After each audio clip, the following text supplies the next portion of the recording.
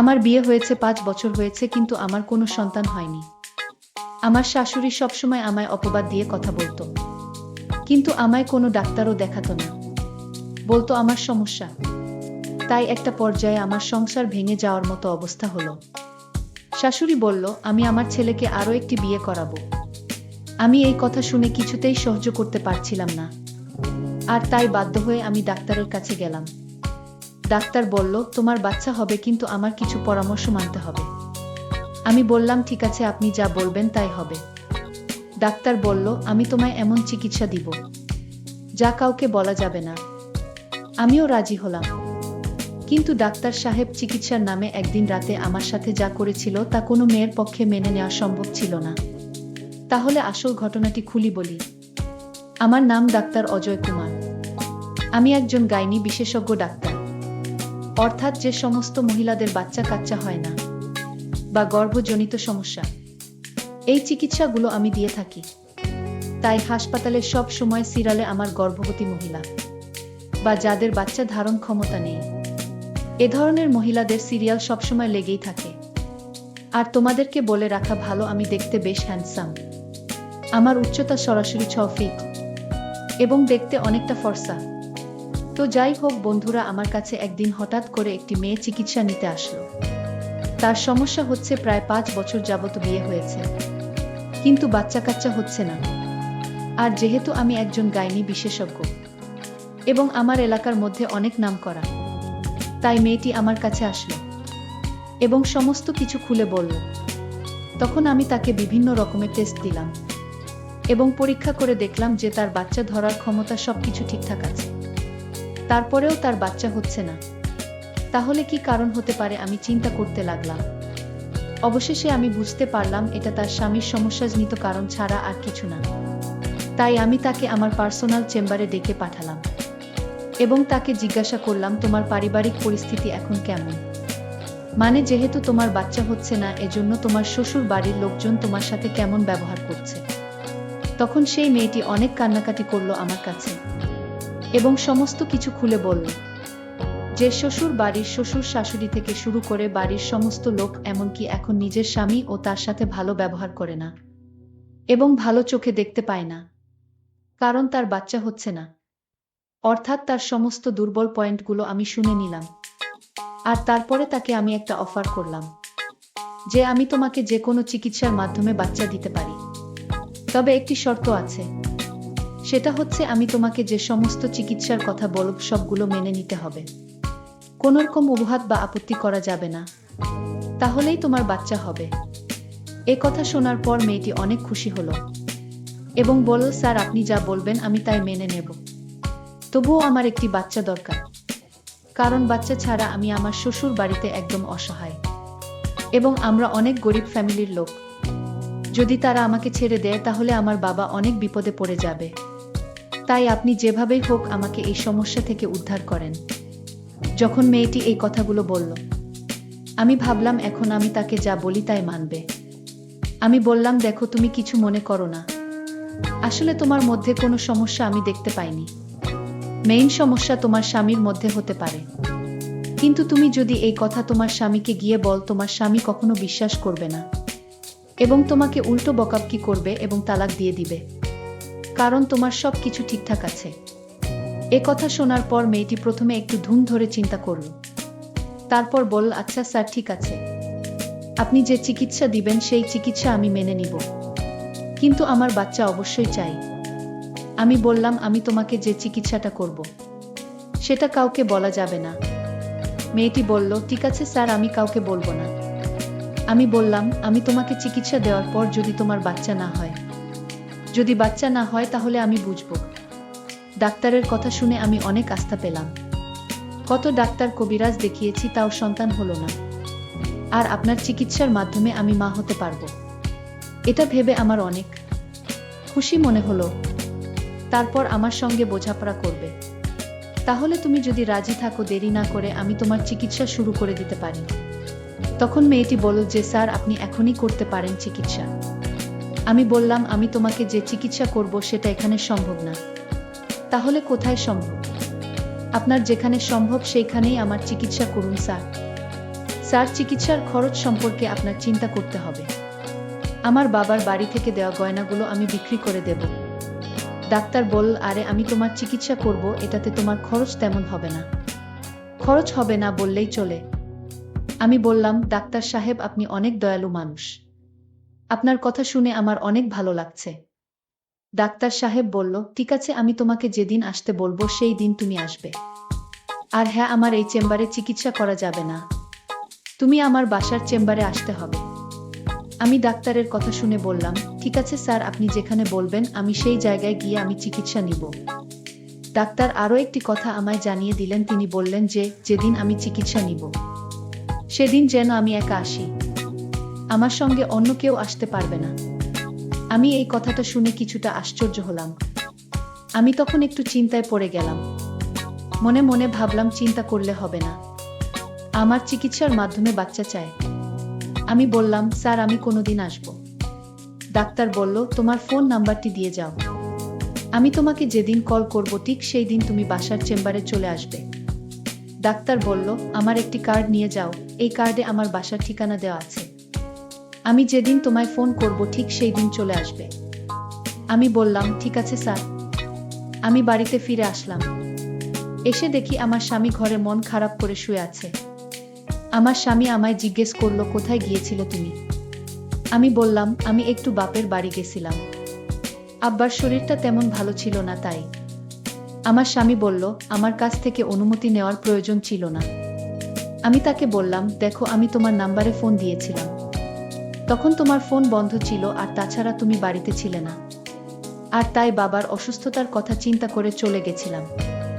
আমার স্বামী বলল, আমি মানছি আমি বাড়িতে ছিলাম না, আমার মা তো ছিল, মায়ের কাছে বলে যেতে পারতে। আমি তখন বললাম, মা তো শুধু আমায় বকাশকা করে আমাকে দেখতে পারে না, সবসময় কুটা দিয়ে কথা বলে আমি নাকি এ বাড়িতে পোড়া কপাল নিয়ে এসেছি, আমার সন্তান হয় না। এটা কি আমার দোষ? আল্লাহ যদি না দেন তাহলে আমাদের কোনো হাত আছে? আপনার মায়ের কথা আমার আর সহ্য হয় না। আমি কত অপমান সহ্য করে তোমার বাড়িতে আছি, আমি এতে কিছু মনে করি না, আমি আম্মার কথায় কিছু মনে করি না। আমি ভাবি যে এরকম সবার বেলায় হতে পারে। আমার স্বামী বলল, তাই বলে কি আমার মায়ের কাছে বলে যাবে না? আমি বললাম, ঠিক আছে, এইবার আমার ভুল হয়ে গেছে, আমি এখন থেকে কোথাও গেলে আমি আপনাকে না পেলে মাকে বলে যাব। আমি জানি এখন আমার স্বামীর কাছে ভুল স্বীকার না করলে সে সারাক্ষণ বকবক করবে, এর চাইতে ভুল স্বীকার করলেই তার কাছে আমি ভালো। আর তার কাছে ভালো থাকার জন্য আমি মাথাটা নিচু করে দিলাম। আমার স্বামী তখন আমায় আদেশ করে বলল, আর কোনোদিন তার অনুমতি ছাড়া যেন বাড়ির বাহিরে না যাই। আমি বললাম, ঠিক আছে, আমি আপনার অনুমতি ছাড়া বাড়ির বাহিরে যাব না। এরপর দিন ডাক্তার সাহেব রাত 8টার দিকে আমায় ফোন দিল আর বলল, তুমি আজ আমার বাসার চেম্বারে আসো, আজ তুমি আমার সাথে দেখা করো, আজ তোমাকে সঠিক চিকিৎসা দিব। আমি বললাম, ডাক্তার সাহেব, এখন তো রাত হয়ে গেছে, দিনে আসলে হয় না? ডাক্তার সাহেব তখন আমায় ধমক দিয়ে বলল, তুমি কি আমারে অন্যদের মতো মনে করো? আমি একজন ডাক্তার, আমি সারাদিন বিজি থাকি, আমার প্রতিদিন হাজার হাজার রোগী দেখতে হয়, কিন্তু তোমার রোগটা একটু ভিন্ন, তাই তোমাকে আমার বাসার চেম্বারে আসতে বললাম। তুমি মনে করছো আমি দিনে ফ্রি থাকি? আমার রাতে ছাড়া আর সময় নাই। যদি চিকিৎসা নিতে চাও তাহলে আজ চলে এসো, আমার মতো এরকম ডাক্তার আর পাবে না। আমি ডাক্তারকে বললাম, ডাক্তার সাহেব, আমি আসছি। এখন আমি চিন্তা করতে লাগলাম বাড়ি থেকে কিভাবে বের হব, কারণ আমি যদি রাতে ঘর থেকে বের হই তাহলে আমার স্বামী আমাকে সন্দেহ করবে, আর তাই আমি এখন কি বলে ঘর থেকে বের হই? মাত্র 2 দিন আগে আমি আমার স্বামীর সাথে মিথ্যা কথা বলে ঘর থেকে বের হলাম, আজ যদি জানতে পারে আমি আবার না বলে ঘর থেকে বাহিরে গেছি তাহলে আমার সমস্যা হবে।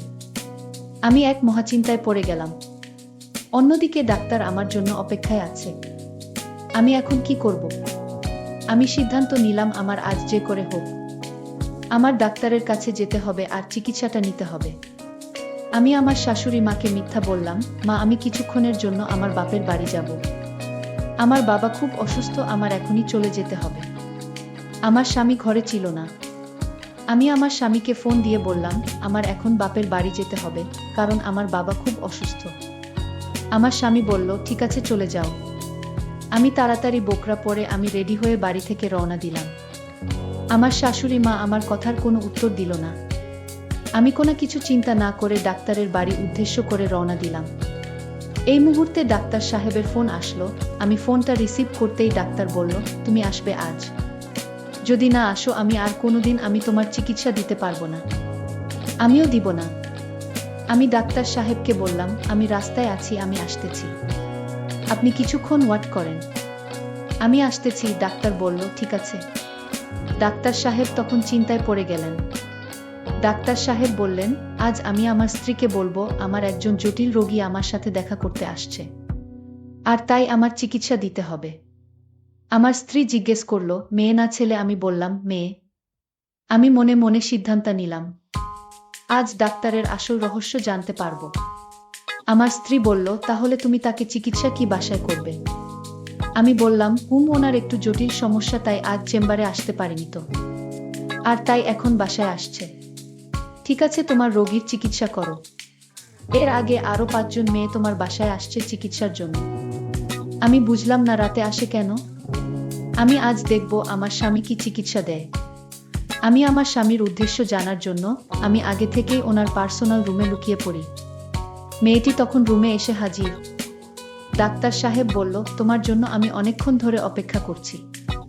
ডাক্তার বলল, আজ তোমার সারা রাত এখানে থাকতে হবে, কারণ এই চিকিৎসা করতে প্রায় 7 থেকে 8 ঘন্টা সময় লাগে। আমি ডাক্তার সাহেবকে বললাম, কোনো সমস্যা নাই, আমি বাড়ি থেকে বলে এসেছি। ডাক্তার বলল, তাহলে তো কোনো সমস্যা নাই।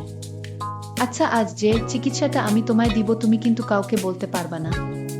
ঠিক আছে ডক্টর সাহেব, আমি কাউকে বলবো না, আপনি আমার চিকিৎসা শুরু করতে পারেন। ডাক্তার বলল, ঠিক আছে, তুমি বেডে শুয়ে পড়ো, কোনো নড়াচড়া করবে না। আমি বললাম, ঠিক আছে ডাক্তার, আমি বেডে শুয়ে পড়ছি। তখন আমি লক্ষ্য করলাম ডাক্তার সাহেব লাইট বন্ধ করে দিল। আমি বললাম, ডাক্তার সাহেব লাইট বন্ধ করলেন কেন? ডাক্তার সাহেব বলল, আমি তোমায় এখন যে চিকিৎসা দিব সেটা অন্ধকারে দিতে হয়। আমি বললাম, না ডাক্তার সাহেব, আমার খুব ভয় করছে, আমার সাথে কেউ আসেনি, আমি একা আপনার রুমে, আমার খুব ভয় করছে। ডাক্তার বলল, ভয়ের কিছু নাই, চিকিৎসা নিতে হলে ভয় করলে চলবে। ডাক্তার সাহেব যখন আমার বেডে আসলো, ঠিক তখনই লাইটটা জ্বলে উঠল। ডাক্তার সাহেব চমকে উঠল, লাইট কিভাবে জ্বলে উঠল? বাড়িতে কি ভূত এসেছে নাকি? আমার প্ল্যানটাই নষ্ট করে দিল। তখন আমার স্ত্রী বলল, হ্যাঁ, বাড়িতে ভূত এসেছে, এই যে দেখতে পাচ্ছ, আমিই তো ভূত। আমি বললাম, আশ্চর্য, তুমি না আমার রুমে ঘুমিয়েছিলে, তুমি এখানে কি করে আসলে?